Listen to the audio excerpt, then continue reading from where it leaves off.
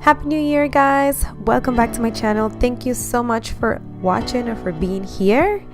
On today's tutorial, I decided to create a glitter eye or a glitter kind of warm smoky eye, I guess, with a little bit of a cut crease.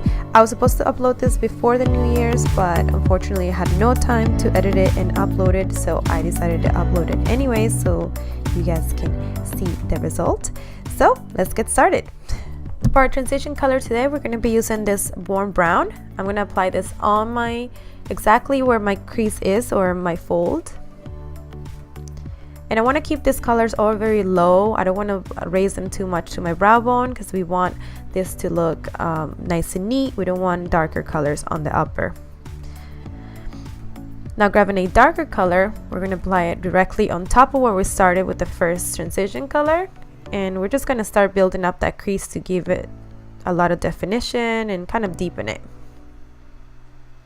Now, moving into a black color, make sure you keep this very, very low right on the crease. It doesn't matter if you apply a little bit on the moving lid, just because we'll be cleaning that later, but just pack that on. We want this crease to be super, super defined. So I'm just going to pack all that black on, and then you guys will see that I will grab a blending brush and just blend it all together. Just going to smooth the edges, make sure the upper edges are nice and blended, nothing is too harsh on the upper part. Make sure you keep all these colors very, very low. Now, moving on to a concealer, we're going to clean that moving lid. Like I mentioned, we didn't have to worry about it just because, you know, we put in another color there, so it doesn't matter if there was a little bit of fallout or if you applied a little bit of shadow there. Now, moving on to this burgundy color, we're going to grab it with our finger just to pack it on because I think it does give the most payoff. And then later on, we'll grab a detail brush and just kind of do the edges to make sure everything is nice and covered.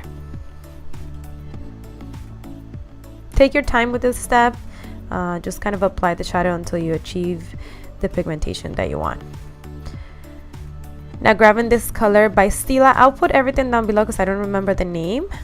This is one of their liquid glitter shadows. I'm going to use a liner brush. This one is by Morphe, I believe. And I'm just going to line my eyes using that color by STILA, that glitter. I love this product. I think it's just the best way to use glitter without getting it all over your face. I tried to achieve this look with a loose glitter earlier, and it was a terrible mistake. It went all over my eyes. It wasn't pretty. So now you just want to take your time, line your eyes, kind of get yourself a super dramatic cat eye. And I'm going to move on to lashes. I'm not going to apply them on camera, but I'm using Scarlet by Huda Beauty. And moving on to this LAGIRL, I believe it's LAGIRL, yeah, LAGIRL foundation. I'm just going to start putting that in my skin. I'm using a Real Technique sponge. And I try to do a kind of thick layer in the beginning so I don't have to layer on too much. I like full coverage, especially for doing this type of eyes that are so dramatic. And you just want to obviously pounce your sponge until everything is nice and blended. Unfortunately, I couldn't record the concealer part. I used Shape Tape to just cover my under eyes, and now I'm using Hourglass Mineral Veil loose powder and my little Laura Mercier puff to bake my skin. This just gives so much definition to your skin. It makes your contour pop. Honestly, my face looks super structured after I do this step, so I love doing this, especially for full glam. If you have oily skin, I highly recommend this step. Now, for bronzer, we're using the good old Too Faced Chocolate Soleil. This is in the tone medium, and I'm just going to bronze up my face and then use it as a contour shade as well. Get more definition to the cheekbones. Now, going back to the burgundy color, we're going to define the bottom lash line. I felt like the top was too heavy, so I wanted to balance it out and apply a little bit on the bottom. And I'm just using a brush that has a flat top to apply all the pigment, all the eyeshadow on the bottom. I also apply a little bit of that STILA on my inner corner just to bring a little bit of light, and then obviously now we're just gonna dust off all of that powder that we use to bake all of our skin. And you guys can see obviously the difference. I love this step. It really does make a difference in my makeup. For blush, I'm going to be using this blush by she's a Colombian YouTuber. Her name is Paula. Her name is PAULABYPAUTIPS here on YouTube. This color is called Arequipe. I'm just going to give a little bit of color to my cheeks. And I want to put a little bit of spray just because I feel like it makes all the difference with the powder. So you want to always spray your face after you're done with powders.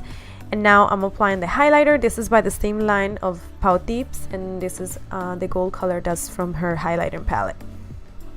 Look at this, it looks so glowy. I'm like obsessed with this palette.